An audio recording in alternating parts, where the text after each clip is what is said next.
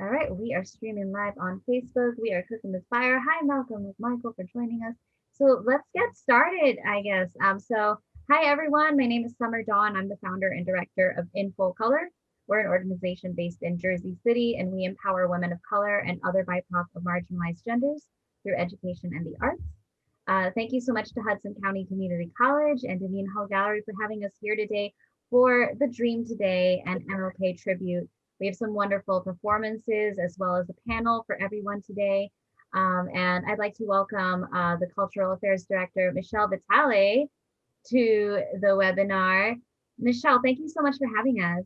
Oh, it is always a pleasure to work with Info Color. And I honestly mean that. I just always feel like, when we start our conversation, it's student and Hudson County Community College driven.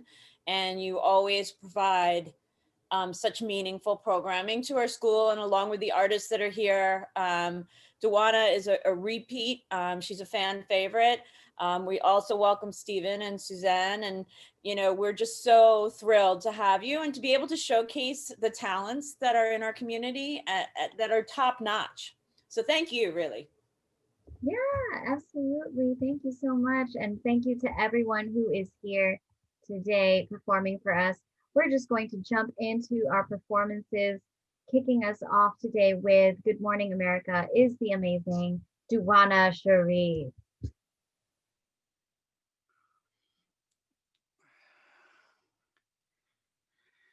Greetings, everybody watching me in your living rooms.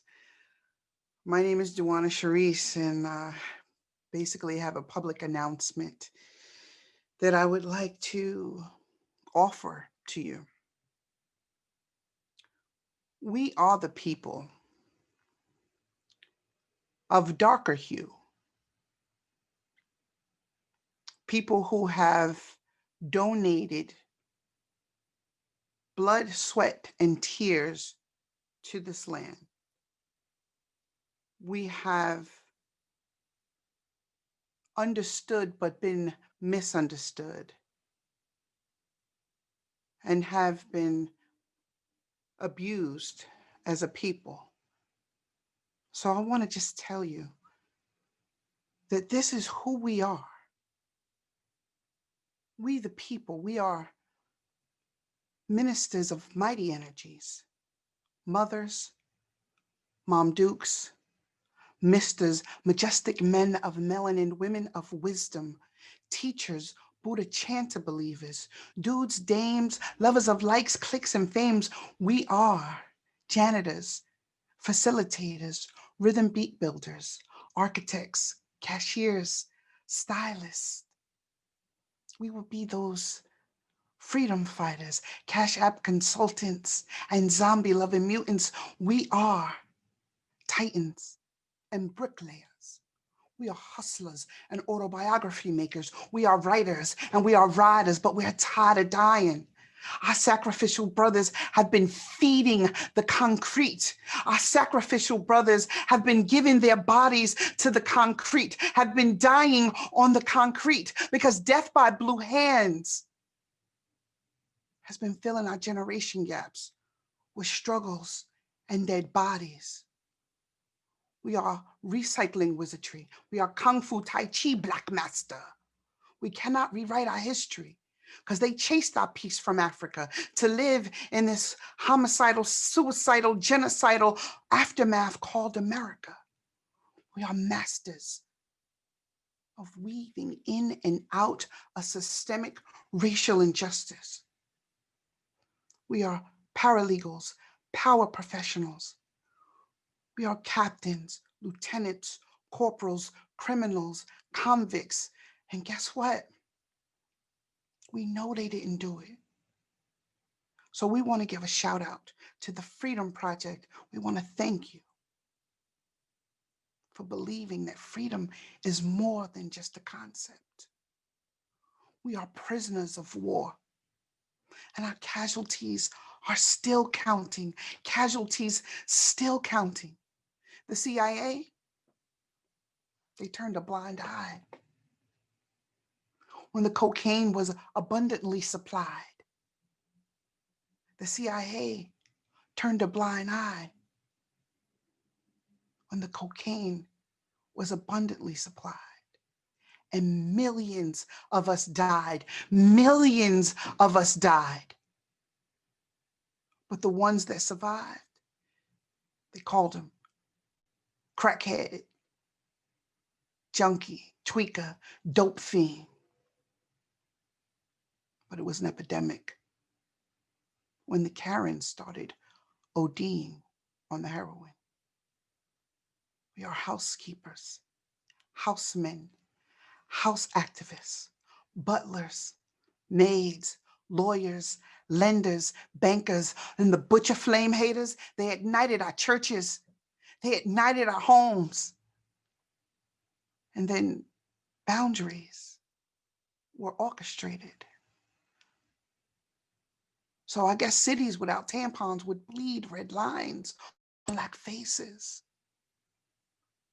We are urban farmers, urban developers, street sweepers, street salesmen, bean pie, baby. Come on, get that bean pie. Final call for alcohol. Yo, frying pan handling, man. Can you spare me $1 for some blame? As they're over there, power washing our protests with tear gas to dissolve our agents of change. Socialism, activism, power to the people, poison in our system. We were disregarded when judiciary policies were written. We were disregarded when corporate policies were written. Educator, artists, we're life coaches, we're fathers. We're disregarded in education. And your company, well, their structures resemble slave operations, because there's many of us, many Blacks on the assembly line, a few in middle management, executive and above, we make up less than 1%. We are accountants, we are clerks, masseuse, nurse, we are doctors, we are daughters, we are dentists. And all they tried to do was tuck and hide us in plain view so we wouldn't get ahead of what they do. And when we did, they burned us, they ignited us. And the earth's belly is filled. The earth's belly is filled with our men, with our women, with our sisters, with our brothers, with our daughters, with our ancestors, because they've been feeding the concrete. And we are tired, exasperated, exhausted. This shit just gotta end. So what we gonna do is flood the streets and disrupt your peace. And we gonna stomp on every level of these burial grounds. And we're going to shout on every level of these burial grounds. And we're going to march on every level of these burial grounds until you rewrite the bigotry that has bled us out. Good morning, America. Thanks for waking up. And good morning. Because you finally know that we're not the terrorists in this country. We are the people. We are the people. Power to the people. Thank you. Yes, Dujuana, that was so amazing. Everyone give it up for Dujuana. Give it up for Dujuana. Thank you so much for bringing that realness to us. Next up with voice, welcome to the digital stage, Suzen Baraka.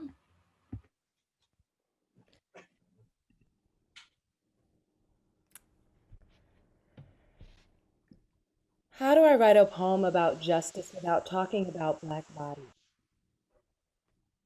Like, Black bodies ain't the people I love. Like, Trayvon don't remind me of my nephews. Like, Sandra don't remind me of my sister. Like, George don't remind me of my daddy. Like, Elijah don't remind me of me.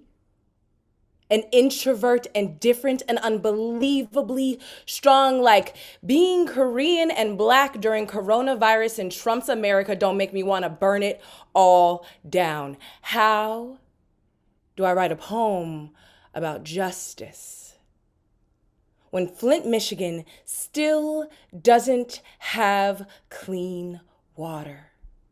When over 5,460 children have been separated from their parents at the border, when children are being tear gassed, when children are being tear gassed during the pandemic of a respiratory disease, when children are being tear gassed during the pandemic of a respiratory disease for protesting the murder of a Black man by a white police officer via asphyxiation. How do I write a poem about justice? Like the war on drugs didn't lead to Black fathers being ripped from Black babies, slavery. Like the war on drugs didn't lead to Black bodies being stopped, being frisked, like it don't matter if Blacks live. Like the war on drugs didn't lead to 1 in 13 Black Americans losing their right to vote due to a felony conviction. That was 2016, the same year as Trump's election. I said 1 in 13 Black Americans without a vote. How do I write a poem about justice when I'm sitting here filling out applications' current situation? My mother relies on me to help her save her Korean barbecue restaurant in New Jersey. She does not understand that this country doesn't care about either one of us or our survival. All she knows is that Shake Shack got $10 million, and how come she hasn't gotten anything yet? I tell her what the SBA representative told me, that we filled out the application too early. Just before quarantine, when Asian businesses were already struggling because of the virus, they streamlined it since then and threw out our application without telling us there's nothing left for businesses like ours. I've applied for the NJEDA, the PPP, the EIDL of the SBA, and I'm looking for the words to say, I don't know how to help you, Mom. I don't know how to help you, Dad. I don't know how to help Trayvon. I don't know how to help Oscar Grant. I don't know how to help Brianna, Dominique, or Tony, Tamir, Philando, or Arbery. But here I am looking for the words to say, if our lives didn't matter, why are they working so hard to take them away? Right? Because you want to make facts facts again. Read, because the first step to co-opting a system is engaging in it. Just ask the FBI, the CIA, Justice Roberts, and Brian Kemp. Run, because when you're standing in the voting booth trying to decide between Tweedledum and Tweedledee, you'll ask yourself why there isn't a better choice, and fight.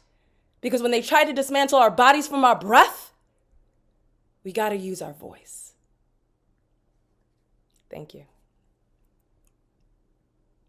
Yes, everyone give it up for Susan. What an amazing, amazing poem.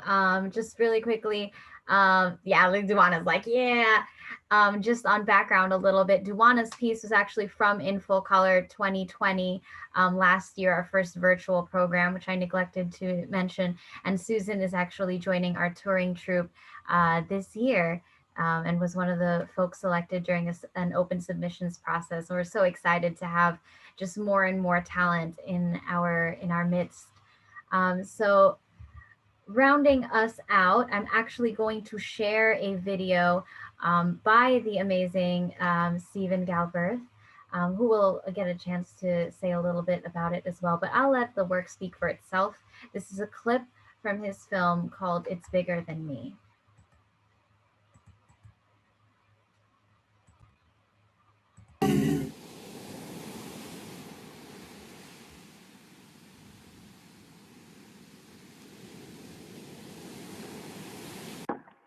Look at me. Look at me. I got battle scars from wars with myself. Been trying to find the meaning behind life itself. You see, I didn't pick the game nor the deck of cards, but I played the hand that I was dealt. Dealing with feelings about wrongdoings that I probably should have never felt. You see, life's obstacles are hard, but my main enemy that be stopping me is me myself. You see, I'm on a mission and I feel like time is ticking on the amount of days I have left living. So each day, I be living like death is one step away. And I feel like the only reason that I'm still living right now is because of the people in my life that have prayed. On nights that I was gone away and didn't return to the next day, I said the only reason that I'm talking to you on the phone right now is because of the people in my life that have prayed. I know that my sins have not made me nice, but I still try my hardest to balance out the evil with more good in my life. You see, y'all, I have wreaked havoc and caused strife, but as I always heard that was the black man's plight. So me and my friends, we stay up late nights, scheming away for better lives, but it seems like sometimes all America could come up with is better lives. And I swear, y'all, I just tried working in the system, man. I feel like I've given it too many tries. You see, I scream out my cries in the form of poetry now, so that my frustrations won't leave me teary-eyed. I'm just searching for my true purpose. I be praying to God days at a time to show me how I could be of more service. And trust and believe, y'all, it go way further than just being seated there each Sunday for church service. You see, when I start talking like this, friends my age get nervous. But we gotta stop doing things in this world, y'all, just for us. You see, I've been blessed. So as long as I'm living, I'm gonna bless the people around me.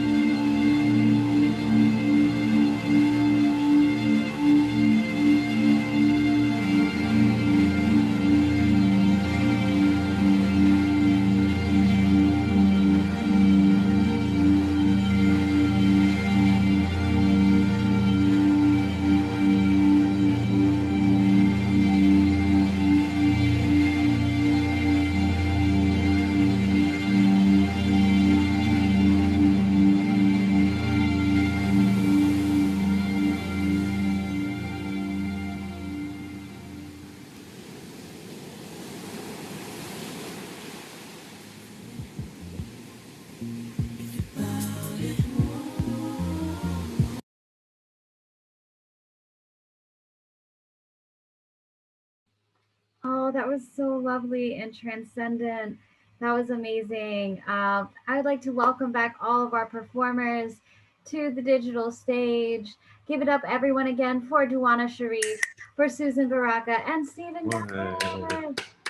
Yes. Oh, you are all amazing. We are so blessed to have the three of you here today sharing such an amazing combination of work.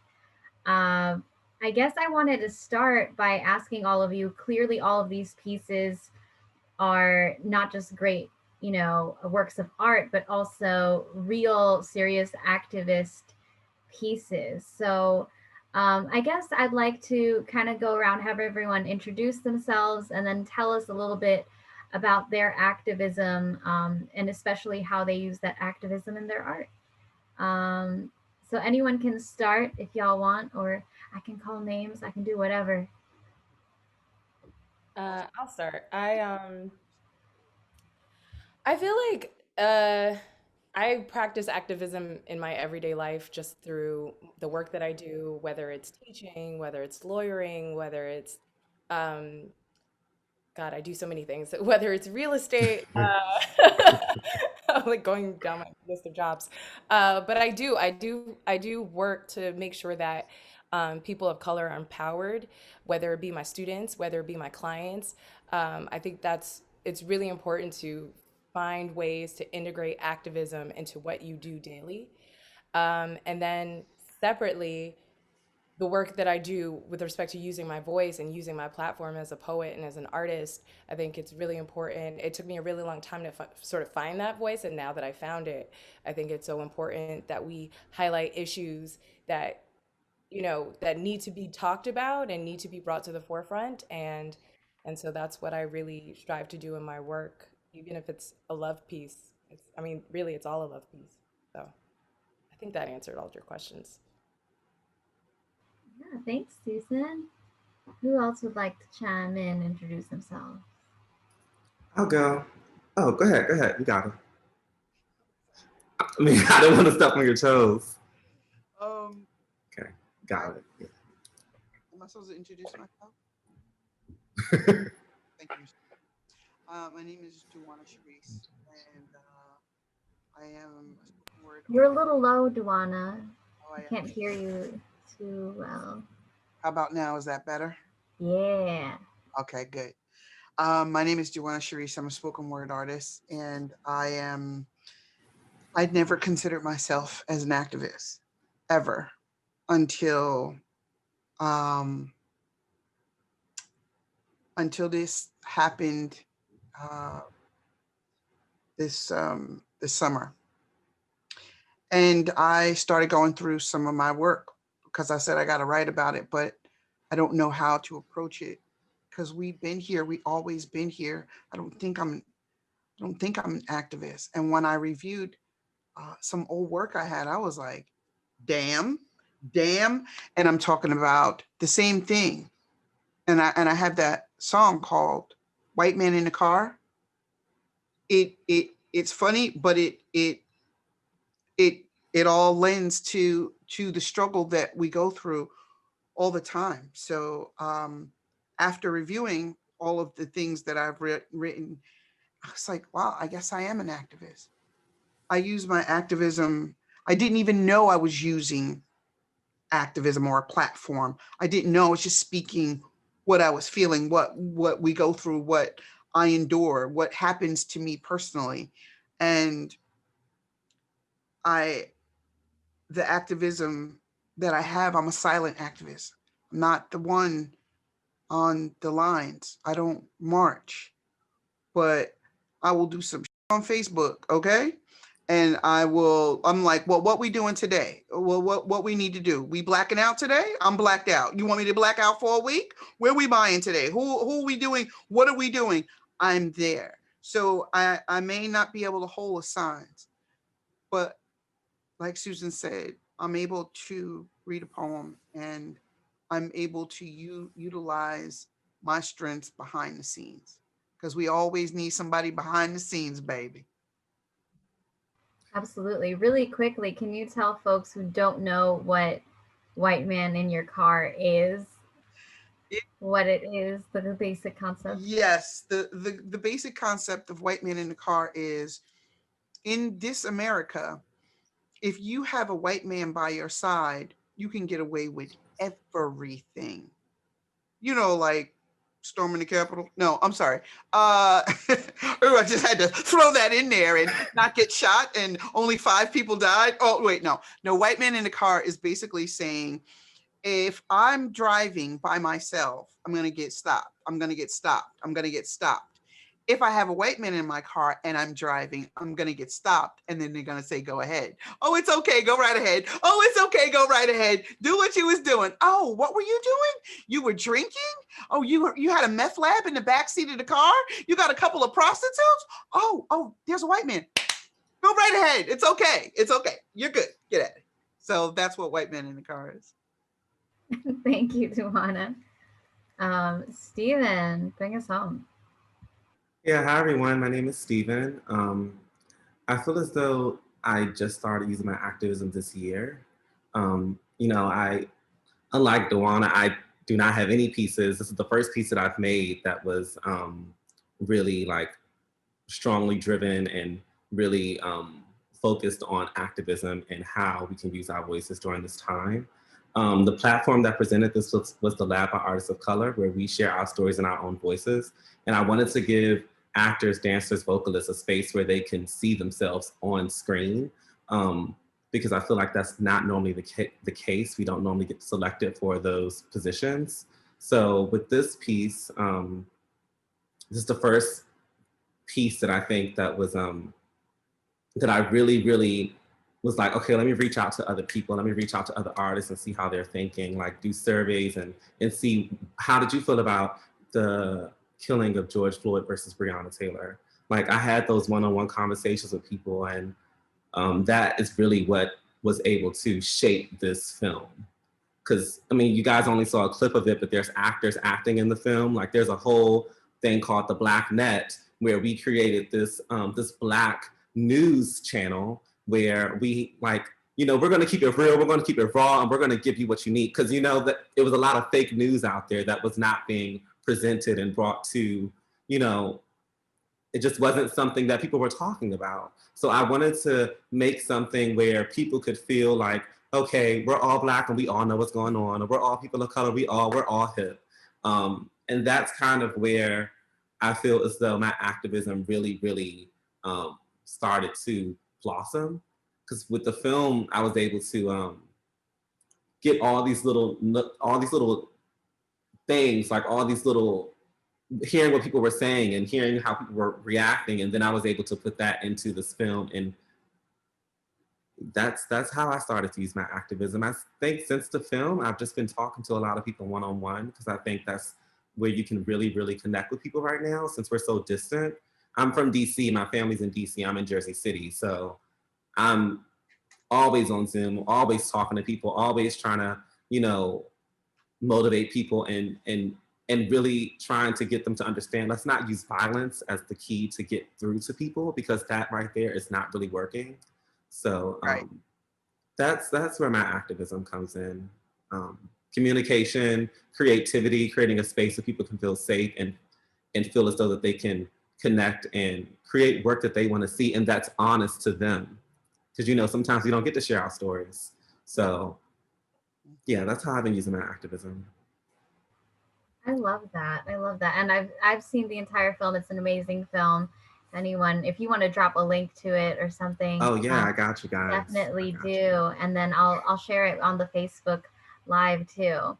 I wanted to obviously this is a tribute to Martin Luther King Jr. and I wanted to ask each of you just has he influenced you in some way? And it doesn't have to be artistically. Yeah, what kind of influence do you think his work or his legacy has had on you?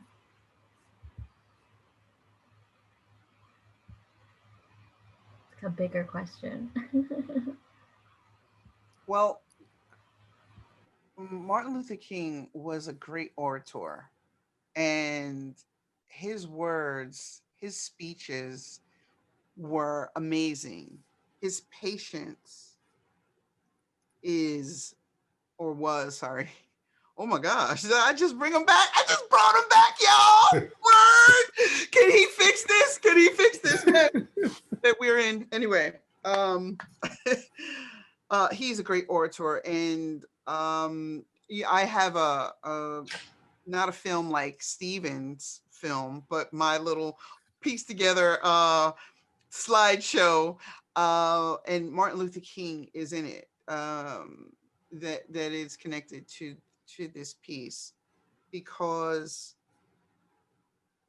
I have to say this. I learned about Martin Luther King in school, maybe, it was a short time, because, they teach you more about slavery than they teach you about who the actual leaders were in the Black community. And I don't think that was just my school. And I went to school in Bayonne. And I don't think it was just my school. I think it's like all schools. I think it's just part of the curriculum, period. So when I felt a sense of pride and proud when I was learning about him. And then when I got older, someone in class said, in college, said, "Oh, well, Martin did some things that weren't really good. He did some things that were pretty bad. So," and I was like, why would you do that? What, because the man was human? Oh, you thought he was like this being. No, he was human, and don't do that. But it is a part of what it is. So I'm glad to know that he was human, because he walked a lot, like Jesus. I mean, both of them walked an awful lot. So I don't know. I greatly appreciate his skills, in being the pioneer that he was, and having great patience, and being able to endure some of the things that I say, oh, if that was me back at that time, I wouldn't have did this, I'd have did that. I don't know what I would have did. I can't say that. I can say that he was courageous and brave. And I don't remember what the question was, but I truly respect him, because if not for him, I don't know where we would be. I love that. I love that. And just a refresher for Susan and Stephen, the question was really just, how has MLK influenced you, if at all? Oh, thanks. You answered it. You answered it plenty. Oh, oops. I think I'll jump in. So I think growing up, I was always a little bit more militant, more, people always try to pit Malcolm X and Martin Luther King against each other. And even though they were actually very closely aligned towards the end of their lives. But I mean, I think even in the poem I just did, you hear me say, like, being Korean and Black in Trump's America makes me want to burn it all down. Like, I understand a lot of the violence in the streets, and I'll be honest, I don't know how you have a revolution without some, but that's, it's my personal opinion. And but that's not necessarily a role that I'm meant to play in whatever is happening during my lifetime. I do feel like the work that he did was incredibly important, and I think it's so interesting now how I feel like I grew up and I constantly heard Martin Luther. You talked a little bit, Dawn, about Martin Luther King being misquoted, and I feel like I grew up hearing him being misquoted, hearing his words used to justify racism and racist behavior and prejudice, and I think we're finally getting to a point, and thank God for video, thank God, for the internet and to have access to full text, because you're actually now able to see Martin Luther King at the touch of a finger say his own words. You're actually able to read them. You're actually able to get the full context of what he was saying. And I think that adds so much light and so much color. And you actually, people don't realize he was arrested all the time. He was constantly in jail. And I think that's so important for people to understand that in the eyes of many, he was a criminal. When he died, he was one of the most hated men in America. It was only after his death that people, started to really come to understand the impact of his work. But when he died, he was one of the most hated people in America. So like, we have to remember that context, that people were not ready for this change. People still are not ready for this change, as evidenced by what is going on. So I think it's so important now that we revisit the work that he's done, and that we share it in its full context, and we share those clips, we share those videos, because it's a retelling. A lot of what he says, a lot of what Malcolm X says, it's a retelling of history that people have never gotten, so they don't have the full context, and so they're acting in what they think is the right way, because they don't have all of the information. I genuinely feel like people think they have all the facts, and they operate from a place of knowing. And it's only if you know more than that person that you're like, no, you don't have all the facts. And that might sound super arrogant, but I truly believe in reading. I really believe in writing. I really believe in us sharing our history. Martin Luther King said that it's a cruel jest to tell a man to pull himself up by his bootstraps if he has no boots. So, I think we all have to identify our weaknesses, and the weaknesses of those around us. And then we have to lend each other a helping hand to get to a place where we can all understand each other. I do believe that. And I hope that that's not a misunderstanding of what he meant when he said that. So that's all I got. Thank you, Susan. Really beautifully put. Stephen, do you have anything that you would like to share? I think they said a lot. I'm just going to say that. I think they said a lot. But I do want to say that his I Have a Dream speech, for me personally, definitely gave me a lot of hope. Because that, I think, during that time, even when I was talking to my grandmother about it, she's telling me, she was like, I didn't really I listened to the I Have a Dream speech. It really hit me when I was back then. But then she said years back later, she really understood, like she really was able to really get that into what he was trying to say at that time. And I don't know. I think that when it comes to my art and how that connects to that speech that he gave, it made me think, okay, how else can you continue this change that he is trying to say within the work that you're doing?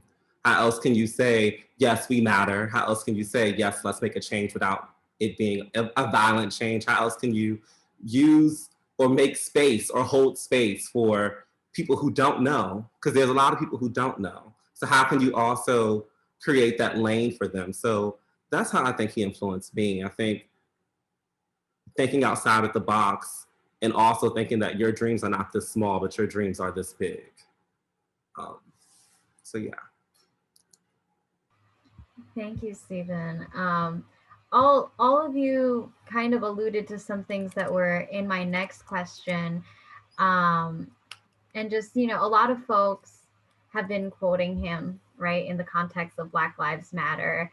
And some of them are using his quotes to condemn riots in favor of peaceful protest. And some are also like pointing out that inaction and silence are the greatest enablers of injustice. Like there's a huge gamut in how his words are being used. So what do you think about that? People, it kind of reminds me of the Bible. People will quote things to fit their argument, right?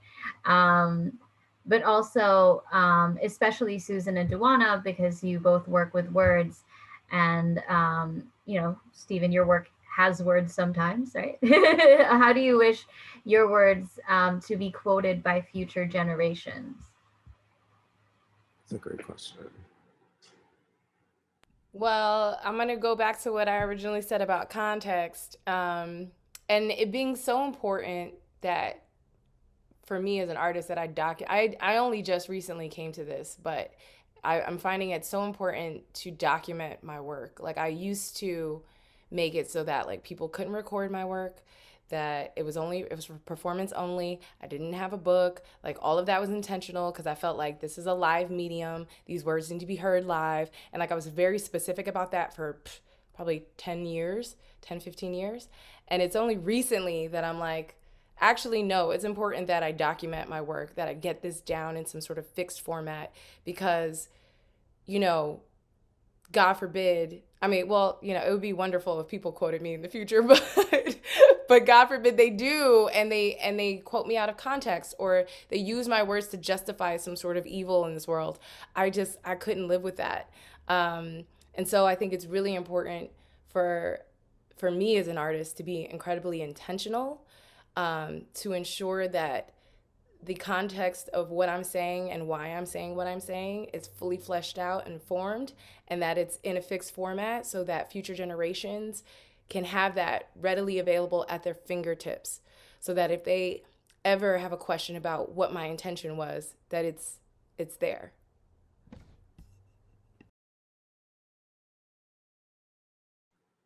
Can you repeat the question one more time? Yeah, absolutely. I know it was a long one. Well, I guess first of all, just, you know, wondering what everyone's thoughts were on people quoting MLK. And then also, you know, how do you want to be quoted in the future? Or even I feel like in the realm of dance, there are ways that you quote, you know, work or refer a reference to work. Especially when it is documented, but you can take things out of context, right? Like Susan said, someone can take it out of context. This is like a very artist specific question.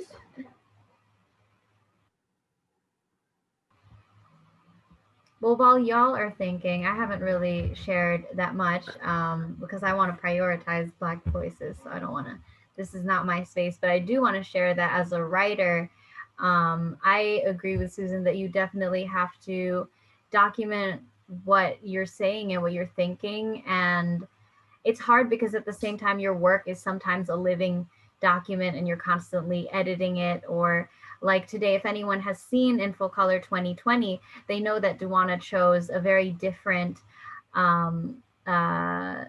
version of the same text today that had a different meaning, that landed in a different way. And that was very powerful, by the way, Dujuana. I really like this version. I like both of the versions. The other one is a little more snappy, right? But both of them are incredible. But I think it's just important to document all of your words and make sure that your voice is heard. So we have video, I say buy the album. You can find the album on, no, I say buy the album, it's out right now. All you need to do is go to, hey, I'm gonna put it in the chat, all right? You wanna quote me? Quote me with some rhythm in your voice. And you know what, but it's like everything and anything. People they extract what they want to suit what they need. Like the Bible. The Bible is one of the misquoted things ever, you know, and it's right there on the words. So if they're going to extract, you know, what they said in the Bible, that's not even in the damn Bible, son. Where did you get that from? Oh, you heard it from someone else. So if they quote that are no quotes, these are air quotes because there isn't a quote. They heard their grandmama say it, and then their mama say it, and their cousins say it. So if they do that, they will do it with Martin, and they will do it with everybody in anybody, unless it's really short. And if you can wrap your mind around a couple of words by any means necessary, right? Let's just take that. Okay, we can take that right where it is. Will I be misquoted? Yes, I will. But I would just be happy that somebody thought of me and put parts of my words in their mouth. But yes, will I be misquoted? I could be, possibly. If somebody is thinking, but white man in the car, you can't misquote that. If you heard it, you know it. That's the song that we did everything to. It was house, it was rock, it was soul, it was everything. But to know the meaning behind the words. So out of 10 people that'll copy what you said, there'll be at least one that knows what you actually meant. And as long as I have that one, I'm all right.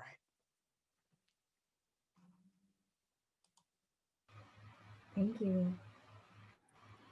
Yeah, I want to add to that. I would say for me, it's just being as raw and being as frontal as possible. I think within, like for example, within the film, we recorded and like, you know, had a video survey with even with Summer, and we were able to take those voiceovers and give those to the actors and say, well, this is what people are saying. Let's use what they're saying instead of using what other people, like people that are not us, saying, because there's a lot of white people that are quoting or saying or jumping on the bandwagon. So I think for me, it's just being as raw and being as authentic as possible and just trying to talk about, have the conversations that people don't want to talk about. I think once you dig into and have those types of conversations, then it brings out a lot of other things that can better what you're trying to say overall. Does that make sense? Yeah, it does make sense. Keep it raw. Keep it raw. Keep it documented, and let your voice be heard.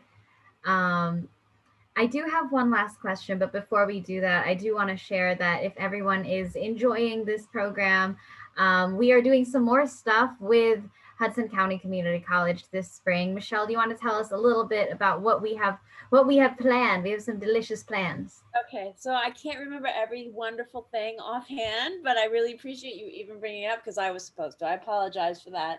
But we are always excited, like I said before, to partner with Info Color. I feel like so many times the students take away such meaningful, and tonight, just again, this is not my space, but I just wanted to, from an educational view, I am sure tonight everything that each of the artists have provided have hit a chord with our audience and will continue to. And if that measures some growth in our community in any way, I think all of this is invaluable.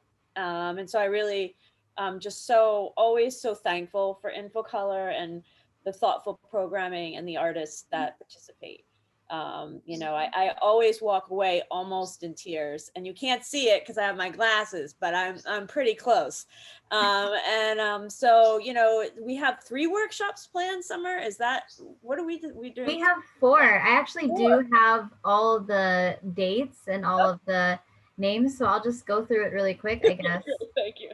Yeah, so we're going to be doing a workshop series. They're going to be on Wednesdays at 6:30 p.m. EST, and you'll be able to, I believe, see them on Facebook Live as well.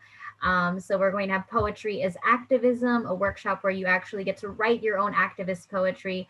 That is going to be on March 10th. We have How to Destroy the Patriarchy, which looks at a fun book. We have How to Destroy the Patriarchy in 7 days. It's a quick little instructional guide. That's March 31st. We have Step Up to the Mic, where people will get a chance to actually share their poems. That's April 14th. And then we're going to have a special performance. It's Jersey City in full color by some of our amazing troupe members, and that's going to be April 28th. So if you enjoyed this, definitely follow us at infocolor.org, get on our mailing list, follow the Dineen Hall Gallery. There's tons of cool stuff that's coming up. Yeah, thank you, Michelle. So for our last question this evening, I wanted to ask our 3 wonderful, brilliant artists and activists, what can people of all genders and colors do to enhance their activism, especially for the Black community? Go for it, Dujuana. Open your mouth. Open your mouth. Because somebody needs to hear what you have to say. You open your mouth and have a sense of community. Your sense of community will help. Be selfless. and help out others. Be selfless. That selfish person with the non-sacrificial behaviors, who was just about me, and didn't care about me, and that's just me. That was before 2020. There's a new world here, and we'd like people to jump on board. And if you open your mouth, just start saying what you feel. Stop suppressing it. Everybody needs to know. Thank you. I was just gonna say to show up for one another, show up for your friends, show up for somebody who you don't know. Support Black businesses, small businesses. That is a huge, a big one for me right now. Volunteer your time. And it's honestly just the little things that make such a big difference. Give a person a phone call that you don't think is gonna, that needs support. That really helps. I could think of a ton of things. I can go down a list of things, but those are a few, yeah.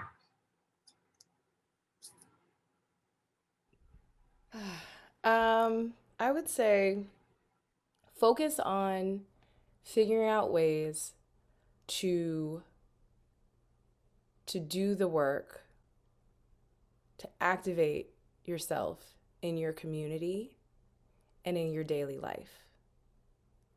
And then separately, I'd say that the activism of overcoming racism and bigotry, this might be controversial, but it's not really our fight as much as it is the fight of those people who are our allies. We need you. We need you. Because we have been screaming from the mountaintops, no pun intended, for centuries. So we need your support. And I think for me, for so long, even me, like my mom's Korean, half my family is obviously Asian. And for a long time, I didn't have the conversations with my mother or with people in my family, because I just took it as a given that they wouldn't get it, they don't understand. So I'm also finding ways where I am finding my own openness to challenge that that idea in my life that my mom or the people around me are beyond growth and understanding. Because they are, I'm seeing it. I'm seeing the younger generations educating older Koreans about racism. And I'm like, I didn't know you could do that. So, I think there's also that openness that we need to have about having the conversation, but it's not just our battle. We're not in this alone, and we can't be in this alone if this is going to work. So. Amazing. Thank you to all three of you, Juana, Susan, and Stephen, for your amazing artistry, for your incredible intellect and insight, and your generosity with all of those things. Yeah, I'm just blown away by your art and blown away by the wisdom that you all have shared today. And I think this was a great tribute to MLK and to everyone then and now who are really fighting for civil rights. Yeah, so we're coming to the end of our program. I just want to thank everyone again for watching. Thank you to Hudson County Community College and the Dineen Hall Gallery for having us. And thank you to our three artists, Juana Charisse, Suzen Baraka, and Stephen Galberth. If you want to follow these artists, we're going to try to share some links to some of the things they talked up in our Facebook Live in the comments. And I see Stephen sharing the viewing link. Thank you, Stephen. Yeah, so we are going to see you in March when we are back at Hudson County Community College with Poetry is Activism. On March 10th, you're going to make your own poems and maybe you'll be up here yourself. Thank you so much, everyone, and have a wonderful night.